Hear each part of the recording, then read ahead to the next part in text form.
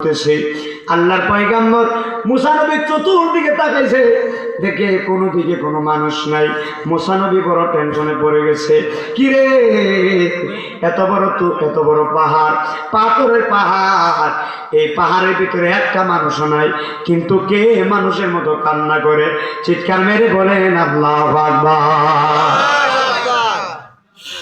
হঠাৎ করে মুসা নবী একটু সামনে গেলেন।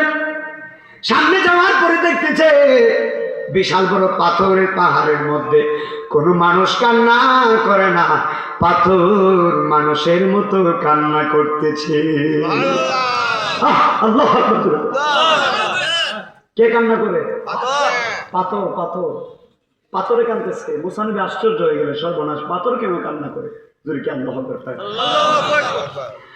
মুসা নবী বলে, পাথর কেন তুমি কান্না করো?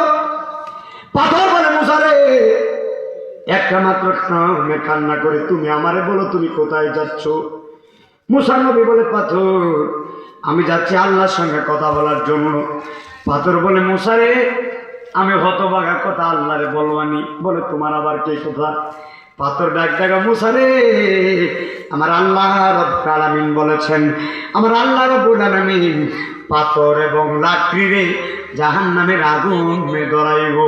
পাথর এবং লাকড়ি রে, পাথর এবং লাকড়ি বানায়া আমরা যত পাথর আছি এই পাথরগুলারে জাহান্নামের লাকড়ি বানাইব।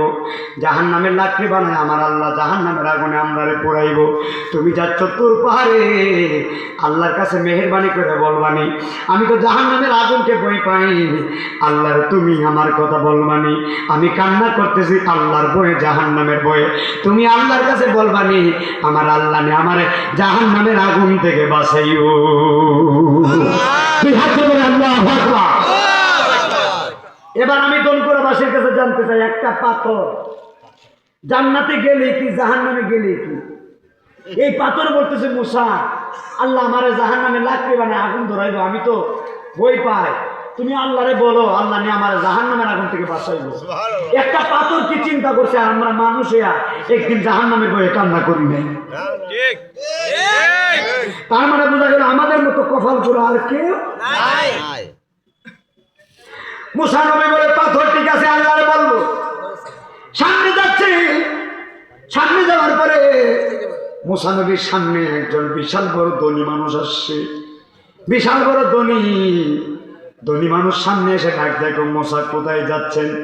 মুসা নবী বলে, যাচ্ছি তোর পাহাড়ে আল্লাহর সঙ্গে কথা বলবো। ধনী মানুষ বলে, মুসা রে, টাকায় দেখো আমার ধন সম্পদের অভাব নাই, বিশাল বড় বাড়ি, আমার টাকা পয়সার অভাব নাই, এই ধন সম্পদগুলো আমি কোনোভাবে সামলাইতে পারতেছি না। এত ধন সম্পদ, এত টাকা পয়সা কোনোভাবে সামলাইতে পারতেছি না। মুসা রে, আপনি যাচ্ছেন আল্লাহর কাছে, আপনি আল্লাহর কাছে আমার কথা বলবেননি, কি করলে আমার আল্লাহ রাব্বুল আলামিন আমার ধন সম্পদ কমাইয়া দিব? আমরা জীবনে কথা বললাম নি, কথা বললাম আমরা জীবনে কইলাম নি যে মুসা নবী আপনি আল্লাহর কাছে বললেন, আল্লাহ আমার এমন ধন সম্পদ দিছে, এই ধন সম্পদ যেন এবার কমে, আর দেওয়ার দরকার নাই, কথা কইলাম আর ভাবতে থাকতে আল্লাহরে বললেন, এত সম্পদ আর ভাল লাগতেছে না, কুলাইতে পারতেছি না, আল্লাহরে কোন আমার একটু গরিব বানাইতো। সুবহানাল্লাহ কই না? মুসা নবী কত পাগল দেখছি, এরকম পাগল তো দেখি নাই। মুসা নবী কই সব পাগল ধন সম্পদ চাই, এই পাগলাটি ধন সম্পদ কমাইতো চায়, কারণ লাগিটা আরে তো সুবহানাল্লাহ। আপনাদের এই রাস্তা দিয়ে যদি মুসা নবী যাইতো আর আপনারা দনকুরা মানুষ ঘুম থেকে উঠতে যদি মুসা নবীরে দেখতেন, দেখার পরে যদি কইতেন মুসা নবী কোথায় যাচ্ছেন, মুসা নবী বলতো আমি তুর পাহাড়ে। আপনি বললেন, কি বললেন জানেননি? আপনি বলতেন, মুসা আমার তো 1 লক্ষ টাকা দরকার, আল্লাহর কাছ থেকে নিয়ে আসতো। আর বাংলা ডাক ডাকে আমার টাকা পয়সা লাগতো না, আল্লাহরে গিয়ে আল্লাহ আমার গরিব বানাইতো, আমার আর কোলাই না। সুবহানাল্লাহ কয় না? পাগলা করে আমি গরিব হতাম চাই। মজার আলোচনা, বিশাল ইতিহাস, গভীর মনোযোগ আছে ইনশাল্লাহ? একটু সময় আছে না, আগে শেষ করে দিতাম, আছে নাকি একটু সময়?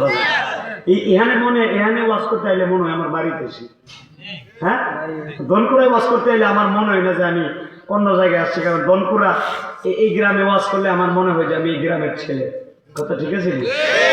আপনারা তো আমার যে দাওয়াত দেন, এই যে কত বছর হয়েছে, পঞ্চম বার্ষিকী মাহফিল। আমি আমার হৃদয়ের ডায়েরিতে লেখা থাকে, এটা আমার কলমের খাতার ডায়েরি না, এটা হৃদয়ে লেখা থাকে যে দন করার ডেট কখনো মিস করুন যেত না। মাহফিল অন্য জায়গায় যদি চট্টগ্রাম যায় বাইন্দা লয়ে গো কথা কোন ঠিক না। এই যে সাকিব ভাই নোয়েল ভাইরা স্যার কয়েকজন আছে, আমার খুব মায়া করে যে আমাদের মাহফিলে আসতে হবে। আসল কথা কি বাবা জানেন, বাজান টাকা পয়সা বড় না, অন্তরটা হইল বড়। কথা ঠিক আছে নি? টাকা পয়সা বড় নি বাজান, হ্যাঁ টাকা পয়সা কি বড়? আর টাকা দিয়ে মানুষকে পাওয়া যায় না, মানুষকে পাইতে হলে ভালোবাসা লাগে। কথা ঠিক আছে? আপনারা ভালোবাসেন বিদায় আসছি, না হলে এই রাত্রে অন্য কোনো প্রোগ্রাম করলে 20,000 টাকা হইল